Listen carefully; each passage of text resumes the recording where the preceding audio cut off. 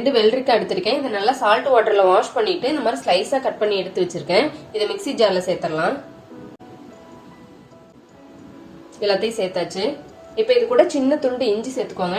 ஒரு 4ல இருந்து 5 புதினா இலை சேர்த்துக்கோங்க. இப்போ அரை லெமனை புளிஞ்சு எடுத்து வச்சிருக்கேன். லெமன் ஜூஸ் உள்ள சேர்த்துக்கோங்க.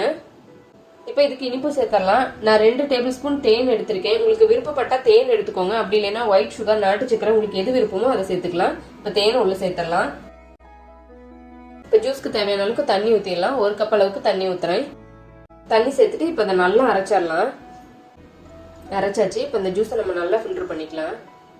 நான் ஜூஸ் செய்யறதுக்கு நல்ல இலை வெள்ளரிக்காயை எடுத்திருக்கேன். அதனால தோல் எதுவும் நான் சீவலை. ஒருவேளை நீங்க கொஞ்சம் முத்தின வெள்ளரிக்காய் அந்த மாதிரி எடுத்திருந்தீங்கன்னா கண்டிப்பா தோல் சீவிடுங்க. ஏன்னா தோல்ல கொஞ்சம் கசப்பு தன்மை இருக்கும். இப்போ ஜூஸ் கொஞ்சம் கசப்பாயிரும். அதனால கண்டிப்பா நீங்க தோல் சீவிட்டு அப்புறம் ஸ்லைஸ் பண்ணி சேர்த்துக்கோங்க. அவ்வளவுதான், நல்லா ஃபில்டர் பண்ணியாச்சு. இப்போ இதை நம்ம டம்ளருக்கு மாத்திடலாம். இப்போ டம்ளர்ல ஐஸ் கியூப் சேர்த்துட்டு நம்ம ஜூஸ் உள்ள சேர்த்துடலாம்.